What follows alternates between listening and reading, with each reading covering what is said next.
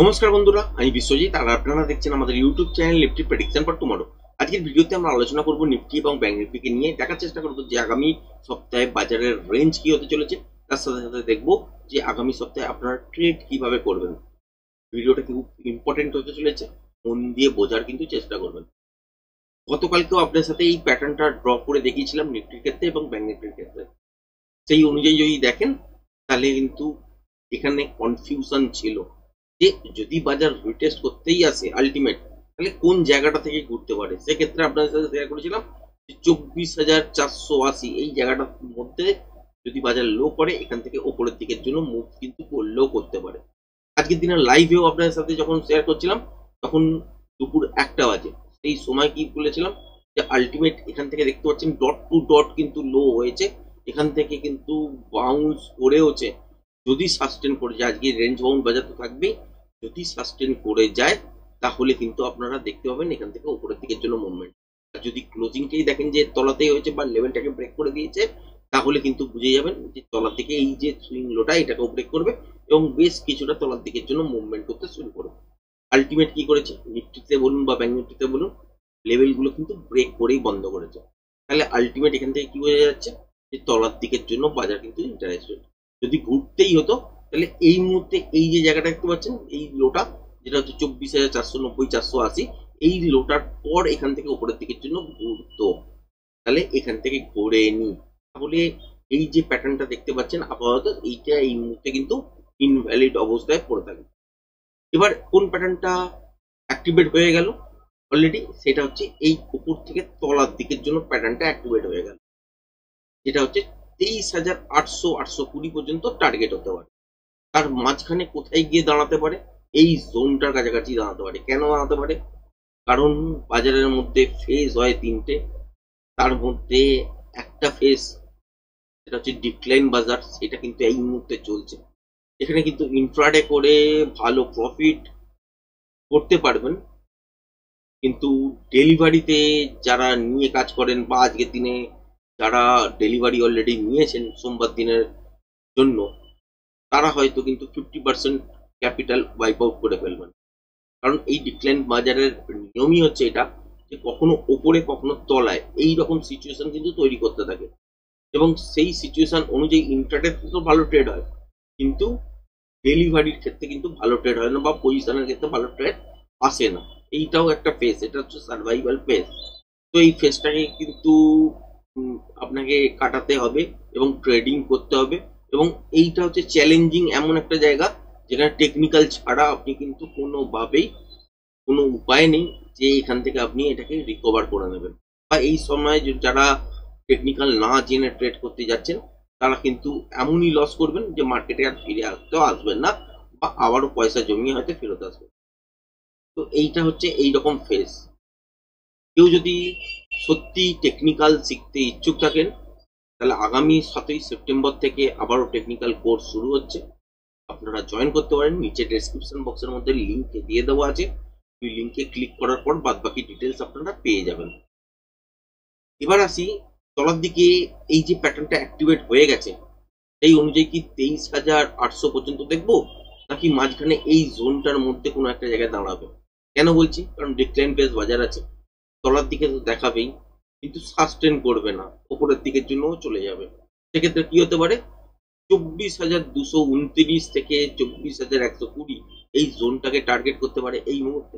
এবার এখান থেকে কিন্তু একটা বাউন্স পেতে পারে, এবং সেই বাউন্সটা যখন হবে তখন কিন্তু প্রজেকশন লেভেল কাউন্ট করতে হবে। এবং এই যে হাইটা এই মুহূর্তে দেখতে পাচ্ছেন এত দূর পর্যন্ত নয়, কারণ হচ্ছে এইখানে অলরেডি এই ক্যালকুলেশনটা করা ছিল হচ্ছে 24,080 এই হিসাবে। এখন তো তলার দিকে চলে আসবে 24,230 থেকে 120 এই জোনটার মধ্যে। এই হিসাবে আপনাকে ক্যালকুলেশন করতে হবে যে কত দূর পর্যন্ত উপরের দিকের জন্য যেতে পারে। এখান থেকে যদি বাউন্স করতে শুরু করে তখনই কিন্তু প্রজেকশন লেভেল আমরা ড্র করা শুরু করব, সেই অনুযায়ী টার্গেট কিন্তু সেট করব। আর যদি এই লেভেলটাকে ব্রেক করে দেয় তাহলে কিন্তু 23,800 উদ্দেশ্যে হাজার আসছে, এটুকু কিন্তু ধরে রাখবো। এবার ব্যাংক নিফটির ক্ষেত্রে যদি দেখেন তাহলে সেক্ষেত্রে আমরা কি দেখতে পাচ্ছি, বাজার উপর থেকে তো এইখানে নয়েজ ক্রিয়েট করতে করতে আস্তে আস্তে করে তলার দিকের জন্য হচ্ছিল, ফাইনালি এই রেঞ্জটাকে ব্রেক করেছে বহুদিন পর, তারপর থেকে তলার দিকের জন্য স্লিপ করেছে কিছুটা, তারপর কিছুটা বাউন্স, তারপরে কিন্তু স্ট্রেট তলার দিকের জন্য মুভ করেছে। আপনার সাথে গতকালকেই প্যাটার্ন ওয়াইজ ড্র করেছিলাম যে এই লেভেলটা, যেটা হচ্ছে 53,650-55। আজকের দিনে ক্লোজিংটা দেখতেই পারেন যে 53,655। আর আমি অলরেডি এখানে, হ্যাঁ, 53,649-50 এখানে লো করেছে। বুঝতেই পারছেন প্যাটার্ন ওয়াইজ যদি দেখেন তাহলে কিন্তু অলরেডি কিন্তু টার্গেট অ্যাচিভ হয়েছে। এবার যদি দেখেন যে এই লেভেলটাকেও ব্রেক করে চলছে, তাহলে সেটা হচ্ছে এক্সটেনশনে। আর আপনাদের সাথে শেয়ার করাই আছে যে আমরা শর্ট টাইম পিরিয়ডের জন্য বিয়ারিশ ফেজে কখন এন্টার হবো, যখন দেখবো এই সুইং লোটা ব্রেক করেছি। তাহলে এটা বহুদিন আগেই করেছি মোটামুটি, তারপরে এখান থেকে বাউন্সও পেয়েছি, তারপর আবার কিন্তু এন্টার হয়ে গেছে। আর এই যে সুইং লোটা দেখতে পাচ্ছেন, এইটার পর কি করতে পারে, তলার দিকের জন্য বিয়ারিশ ফেজের লম্বা সময়ের জন্য আমরা কিন্তু এন্টার হতে পারি। তাহলে এই লেভেলটার ব্রেক করা কিন্তু পালা। এখন দেখতে হবে যে বাজার এখান থেকে বাউন্স ব্যাক করে নাকি এই লোটাকেও ব্রেক করে তলার দিকের জন্য সাস্টেন করতে শুরু করে। তাহলে কিন্তু এইখান থেকে উপরের দিকে যে মুভমেন্টটা পাবেন, সেই মুভমেন্টের এগেনস্টে সেল অফ কিন্তু খুবই জোরদার আসবে, এইটুকুনি কিন্তু বলতে পারি, যদি এই লেভেলটার মধ্যে এন্টার হয়ে যায় তাহলে। নিফটির ক্ষেত্রে এখনো পর্যন্ত সেই সিচুয়েশন আসেনি। অলরেডি কিন্তু এটা জানেনই আপনারা, বারবার শেয়ার করেছি এই জোনটা, যে এটা হচ্ছে শর্ট টাইম পিরিয়ডের জন্য আপনারা বিয়ারিশ ফেজের মধ্যে এন্টার হতে পারেন।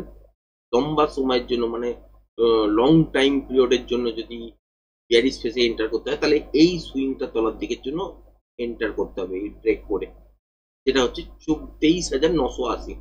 এবং প্যাটার্ন ওয়াইজ যদি দেখেন তাহলে কিন্তু এই লেভেলটার মধ্যে ফাইনাল যদি দেখেন তাহলে হচ্ছে 24,29 থেকে 120, এই জোনটার থেকে যদি উপরের দিকের জন্য বাউন্স খেলে তো ভালো, যদি না খেলেও কিন্তু লং টাইম পিরিয়ডের জন্য আমরা বিয়ারিশ ফেজের মধ্যে এন্টার করতে চলেছি, এইটুকুনি কিন্তু ক্লিয়ার হয়ে যান। এবার হচ্ছে লম্বা সময়ের জন্য আমরা কিন্তু প্রত্যেকটা বাউন্সে একটা করে কিন্তু সেল অফ পাবো, কারণ বাজারে তিনটে ফেজ থাকে, তার মধ্যে ডিক্লাইন ফেজের মধ্যে আমরা কাজ কিন্তু করছি, তো এরপরে কিন্তু কারেকশন ফেজ আসে।